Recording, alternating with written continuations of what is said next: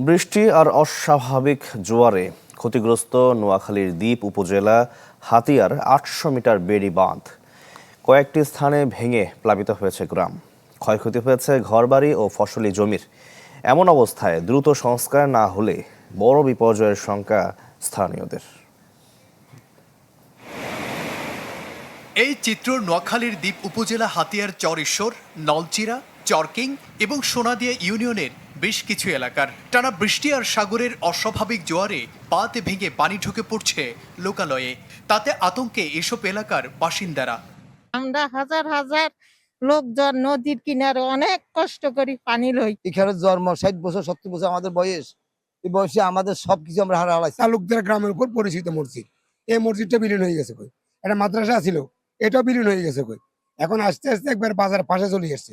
নগদ নিয়ে এলো হার নামানা হার অফার। সর্বনিম্ন 10,000 টাকা রেমিটেন্স নগদে পাঠালে থাকছে স্বর্ণের হার জেতার সুযোগ। সরেজমিনে দেখা যায় ক্ষতিগ্রস্ত হয়েছে বেড়িবাঁধের প্রায় ৮০০ মিটার অংশ। সম্প্রতি স্বাভাবিকের চেয়ে ৫ ফুট উঁচু জোয়ারে চরঈশ্বর ইউনিয়নের আফাজিয়া এলাকায় বাঁধ ভেঙে ৩টি গ্রাম প্লাবিত হয়। তাতে ক্ষতিগ্রস্ত হয় ঘরবাড়ি, ফসলি জমি, মাছের ঘের এবং গ্রামীণ সড়কও। এসব ক্ষতিগ্রস্ত বাঁধ দ্রুত সংস্কার করা না হলে সামনে বড় ধরনের ক্ষতির মুখে পড়তে পারেন স্থানীয়রা। আমাদের বাড়ি এখানে আসিল অনেকদিন, এখানে ভেঙে গেছে, তাই এখানে বেরিয়ে ভাষা আসলে আমাদের কান্না আসতেছে।